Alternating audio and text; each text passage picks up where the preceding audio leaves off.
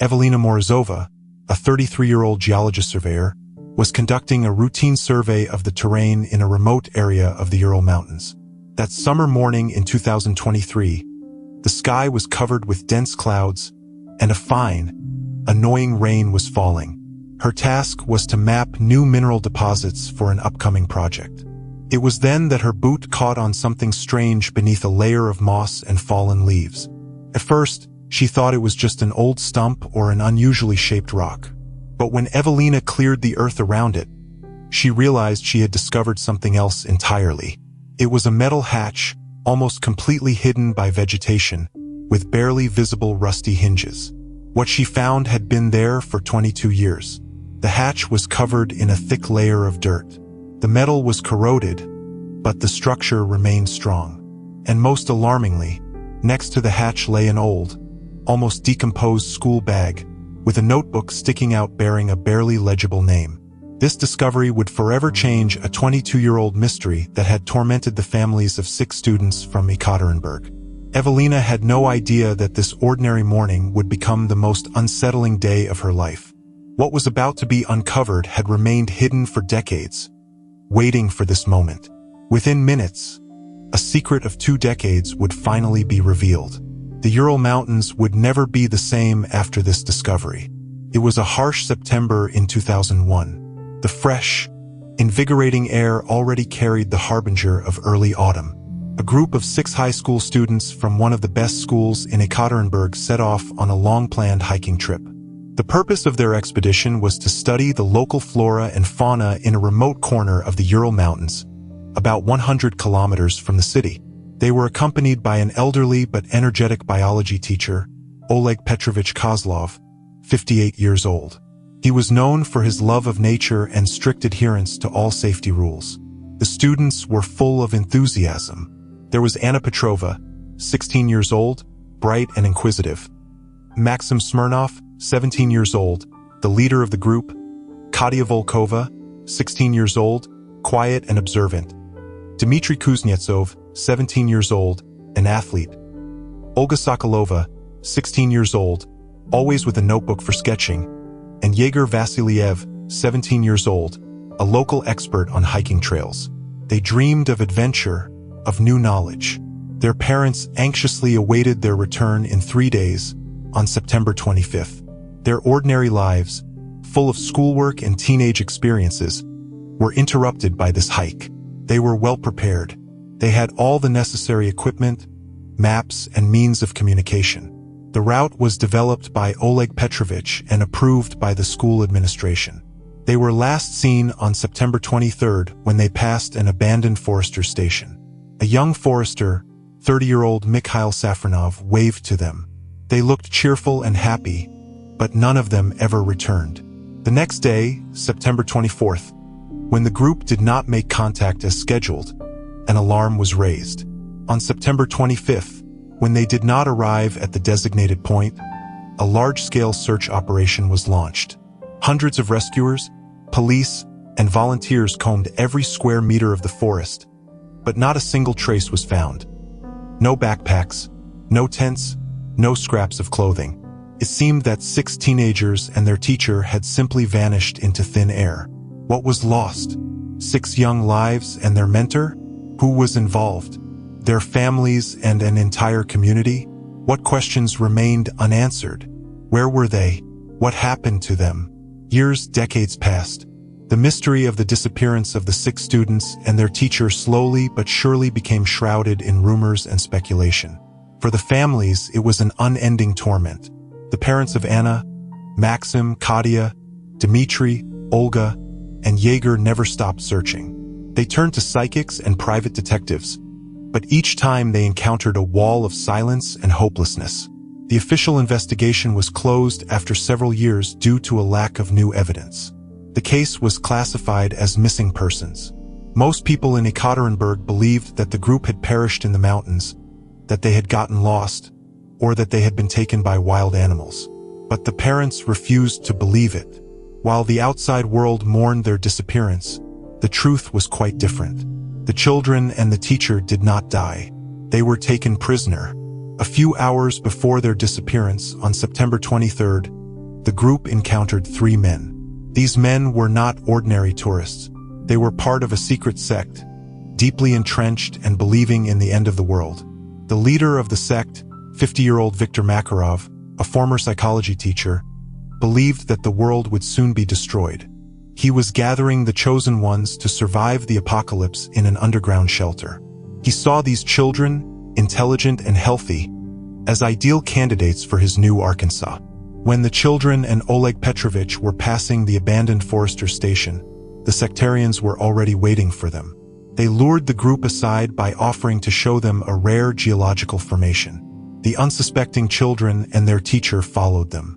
Once they were in a remote ravine, the sectarians used force. They threatened them with weapons. The teacher and the children were tied up.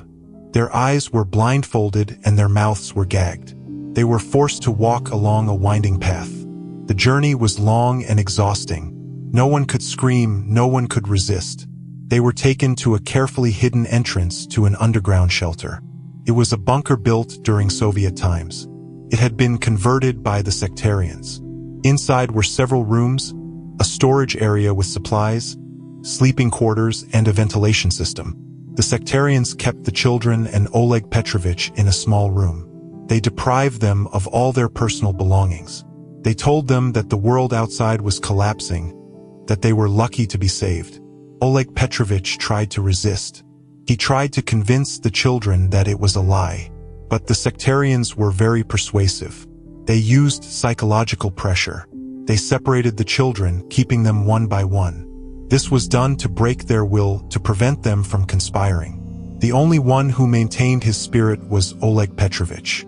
He continued to fight, even when weakened by hunger and deprivation. He tried to support the children, passing them notes when the sectarians relaxed their vigilance. He believed that they should be found. He believed that the truth should come out. The sectarians carefully concealed their existence. They used radio jammers. They destroyed all possible traces on the surface.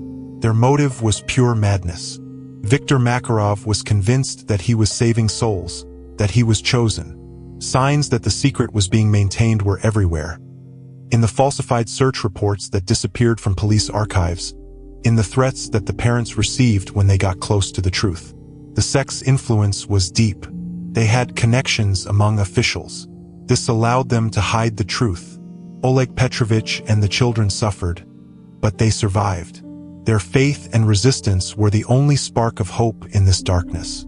The figure who ultimately held the key to the truth was unexpected. It was not a police officer, not a relative. It was Yegor Vasilyev, one of the 6 students, but no longer a 17-year-old teenager. He was 39 years old. 22 years of captivity had changed him. He was emaciated. His gaze was extinguished, but his mind was working. Oleg Petrovich, who had shown incredible resilience, had been teaching them in captivity. He taught them to read, he taught them to write, he taught them mathematics. He kept up their morale. He constantly told them that they had to get out, that they had to tell the truth. In the last months, before the discovery of the shelter, Oleg Petrovich's health deteriorated sharply. He was 77 years old. He was broken, but before his death, he made one last attempt. He drew a detailed map of the shelter. He recorded everything that had happened, and he gave it to Yegor. He told him, "You must survive. You must tell." Oleg Petrovich passed away 3 months before Evelina Morozova discovered the hatch. His last words were about truth, about justice. Yegor, Anna, Maxim, Katya, Dmitry, and Olga continued to live in the shelter. The sectarians were sure that they had broken them, that they would never try to escape. But Yegor kept the promise he had made to his teacher. He knew he had to get out. He knew that this was their only chance. His inner conflict was enormous. Fear of the unknown, fear of the outside world. But stronger was the duty. Duty to Oleg Petrovich, duty to their families, duty to themselves. The reason the truth came out now was simple. The supply of provisions in the bunker was running out. The sectarians, accustomed to isolation, had become less vigilant. They began to quarrel among themselves. Disagreement began to arise in their ranks. Their leader, Viktor Makarov, became even more fanatical. He told them that the end of the world had already arrived, that it was dangerous outside. But Jaeger knew that it was a lie. He saw their control weakening. He saw an opportunity. A few days before the discovery of the hatch, Jaeger began to act. He remembered everything that Oleg Petrovich had told him about the weak points of the ventilation system, about the old, abandoned mine shaft. He was waiting for the right moment. He knew that this hatch was one of the emergency exits. He found it on the map that Oleg Petrovich had drawn. He knew that this was their salvation. He found a rusty crowbar that was left in the shelter. He began to work at night, slowly, carefully. He cleaned the rust from the hinges. He worked for almost a month. The other children were aware of his plan. They helped him as much as they could. Anna was strong. Maxim was brave. Katia was smart. Dmitri was agile. Olga was patient. They were a team. Their hearts beat in unison. They were waiting for this moment. They knew that freedom was near. The moment when Evelina Morozova found the hatch was the culmination of 22 years of suffering. When she reported her finding to the police, no one could believe it. An old, rusty hatch in the wilderness. What could it be? But when the investigation team arrived, they quickly realized that this was an unusual structure. Near the hatch, other school supplies were found. Backpacks, sports uniforms. Everything was old, almost decayed, but unmistakably pointed to school children. When the hatch was finally opened, the air from inside was heavy and stagnant. It smelled of dampness, hope mixed with horror. The first to come out was Yegor Vasiliev. He was pale, emaciated, but alive. His eyes were full of tears and relief. He was followed by Anna Petrova, Maxim Smirnov, Katia Volkova, Dmitry Kuznetsov, and Olga Sokolova. They were adults, but their faces retained the imprint of the children they once were. They were all alive.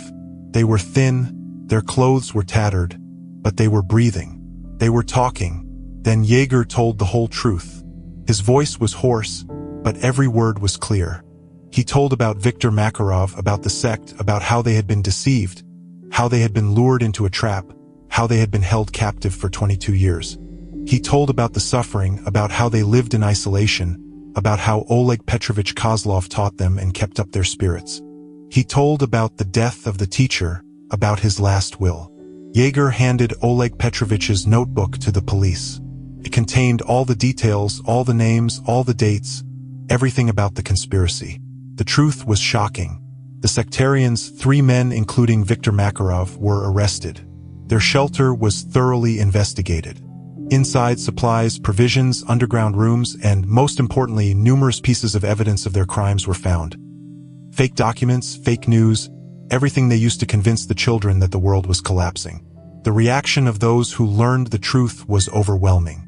Parents who had already lost all hope fell to their knees. Laughter, tears, disbelief. After 22 years, their children had returned. The story of Oleg Petrovich, his self-sacrifice, his struggle for the children. He became a hero, a man who saved them not only physically but also spiritually. He taught them to survive, taught them to hope. The cover-up had been carefully planned. The sectarians had their sources of information. They knew how to bypass search parties. They planted false evidence. They spread rumors. They threatened people. They were confident in their impunity. But one detail always remained in the shadows. Oleg Petrovich's notebook, his foresight, his faith that the truth would always find its way. The consequences of this revelation were enormous. Families were reunited, but it was not an easy reunion. The children, now adults, had to relearn how to live in a world that had changed, a world they had not seen in 22 years. They went through a long period of rehabilitation. Psychologists, doctors, everyone worked to help them adapt. It was difficult, very difficult. Maxim, who had been the leader in the bunker, became very withdrawn. Anna, always inquisitive, found it difficult to trust people. Katia, quiet, suffered from nightmares. Dmitri, an athlete, felt weak. Olga, an artist, painted only dark, disturbing pictures. Jaeger, who was the hero, carried the heaviest burden. The burden of memory, the burden of responsibility. What happened to the antagonists? Viktor Makarov and his 2 followers were arrested. They were tried. The trial was high profile. It was broadcast throughout the country. The public was outraged. They were charged with kidnapping, unlawful imprisonment, and abuse. They were sentenced to life imprisonment. Justice prevailed, but it could not restore the lost years, could not erase the pain. The impact on the community was profound. The school from which the students had disappeared organized a memorial fund in honor of Oleg Petrovich Kozlov. The street next to the school was renamed in his honor. This story became a symbol of resilience, a symbol of hope, but also a reminder of the dark sides of human nature. The investigation was reopened. The police conducted a full audit of all old missing persons cases. New evidence was found of the involvement of other members of the sect. Some of them were high-ranking officials. This caused a huge scandal. Some of them were arrested. Some were able to evade justice. This added another dark note to the story. The rescued students, now adults, gradually returned to normal life. Jaeger entered the university. He studied psychology. He wanted to understand what had happened. Anna became a teacher. She wanted to give children what she had been deprived of. Maxim started his own business. Katya became a writer. She wrote books about survival. Dmitry became a trainer. He taught children to be strong. Olga became an artist. She painted pictures full of light and hope. Their story, despite all the horror, gave hope. Hope that even in the darkest circumstances it is possible to survive, to find strength, to return. It was a long journey, a very long journey. Life after the revelation was never the same for the survivors. They were not the same people who had disappeared 22 years ago. They bore scars, but they lived. They built new lives. They became an example of resilience. Their story became a legend, a story about incredible human strength, about the ability to overcome.